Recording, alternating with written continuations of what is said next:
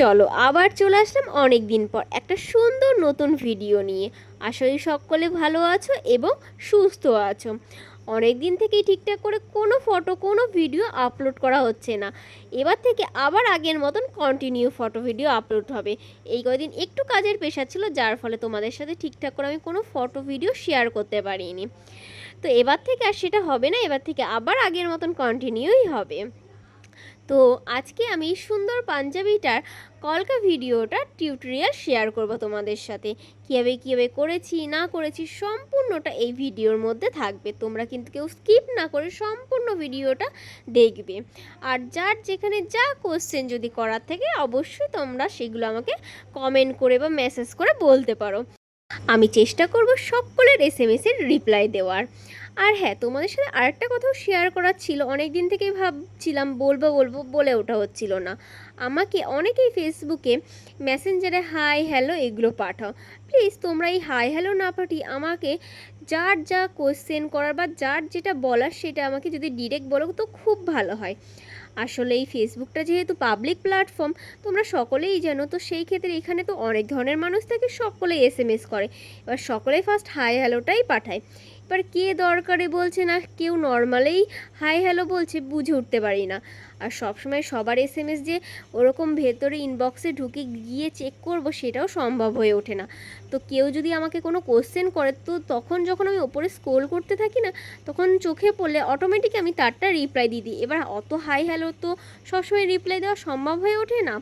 তাই অনেকেই ভাবে যে আমি এসএমএস করছি তবুও কেন রিপ্লাই দিচ্ছে না, এই কারণে না রিপ্লাই দিয়ে ওঠা হয়নি।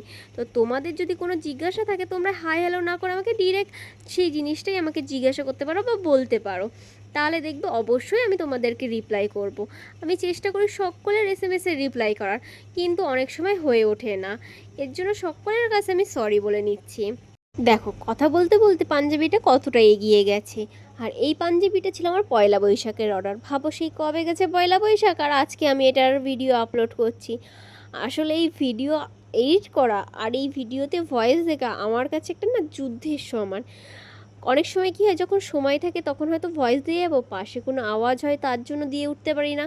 আবার যখন হয়তো সব কিছু শান্ত নিলিবিলি থাকে তখন হয়তো আমার হাতে কোনো কাজ থাকে, এই করে মানে একটা হয় তো আর একটা হয় না, এই করে করে ভিডিও আপলোড করতে তখন এডিট যেহেতু হয় না, আপলোড করতেও লেট হয়ে যায়।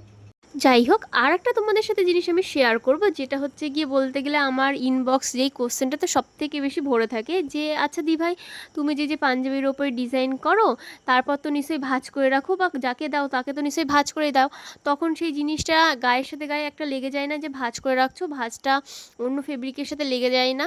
না, এটা হয় না। তোমাদেরও এটা হবে না। কখন হবে না জানো?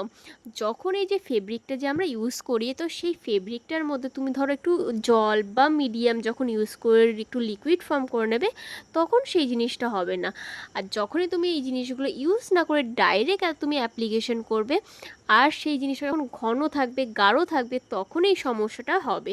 তাছাড়া এই সমস্যাটা হবে না। যখনই আমরা জিনিসটাতে জল বা কোনো মিডিয়াম ইউজ করে সেই জিনিসটাকে লিকুইড করে ফেলি, তখন কি হয়, আমরা যখনই পাঞ্জাবিতে বা যে কোনো কাগজের মধ্যেও যখনই আমি সেই জিনিসটাকে আঁকবো বা যাই করি না কেন অ্যাপ্লিকেশন করি, তখন কি হবে, ওটা পুরো ওয়াটার ফর্মে হয়ে যায়। তখনও একটা ওয়াটার কালার এফেক্ট দেবে আর ওটার মধ্যে না কোনো রকম আটকানো টাইপের কোনো জিনিসও থাকবে না, দেখতেও ওটা খুব সুন্দর হয়, কাজটাও সুন্দর হয়, লং লাস্টিংও এটা খুব ভালো হয়। তো সেই ক্ষেত্রে এই সমস্যাগুলো আর হয় না। তো তোমরা চেষ্টা করবে যখনই এই কাজটা করার তার মধ্যে একটু জল বা মিডিয়াম ইউজ করে নিতে, তাহলে দেখবে তোমাদের আর সেই সমস্যাটা হচ্ছে না। আর এই সমস্যাটা পাঞ্জাবির ক্ষেত্রে বলে শুধু না, তুমি ধরো কাগজের মধ্যেও করলে সেই ক্ষেত্রে যদি তোমার বেশি মোটা হয়ে যায় সেই ক্ষেত্রেও সমস্যা হয়। আবার হ্যাঁ, যদি তুমি এতে বেশি জলও মিক্স করো তাতেও কিন্তু সমস্যা আছে। তো সব কিছুর একটা পরিমাণ আছে, যখন সেই পরিমাণটা ঠিকঠাকভাবে হবে তখনই তোমার এই সমস্যাগুলো হবে না। যখন তুমি জল বেশি দিয়ে দেবে তখন কি হবে, যখনই তুমি পাঞ্জাবির ওপরে করছো বা তোমার কোনো খাতার ওপরে তুমি কলকার কোনো আর্ট তুলতে চাইছো, তখন কি হবে, জিনিসটা ছড়িয়ে যাবে, যেই দেবে সাথে সাথে দেখবে চারদিকে একটা না কেমন ছড়িয়ে যাচ্ছে, তখন তোমার ফিনিশিং ভালো আসবে না। তো সব জিনিসগুলো পরিমাণ মতন দিতে হবে যাতে আমার কাজটাও সুন্দর হয় প্লাস লং লাস্টিংও হয়, সেই জিনিসটাও কিন্তু মাথায় রাখতে হবে। আশা করি যারা আমাকে এই কোশ্চেনটা করেছিল তারা অ্যান্সার পেয়ে গেছে। আর দেখো পাঞ্জাবিটা এখানে প্রায় শেষের দিকে, আমি এখানটা একটু অন্য কালার দিয়ে হাইলাইট করে নিচ্ছিলাম। আর তোমাদের ভিডিওটা কেমন লাগলো, পাঞ্জাবিটা কেমন লাগলো কমেন্ট করে কিন্তু জানাতে একদম ভুলো না। তোমরা কমেন্ট করলে, লাইক করলে তবেই কিন্তু আমার ভিডিও করার আগ্রহটা আরও বেড়ে যায়। তো দেখা হবে আবার নতুন কোনো ভিডিওতে।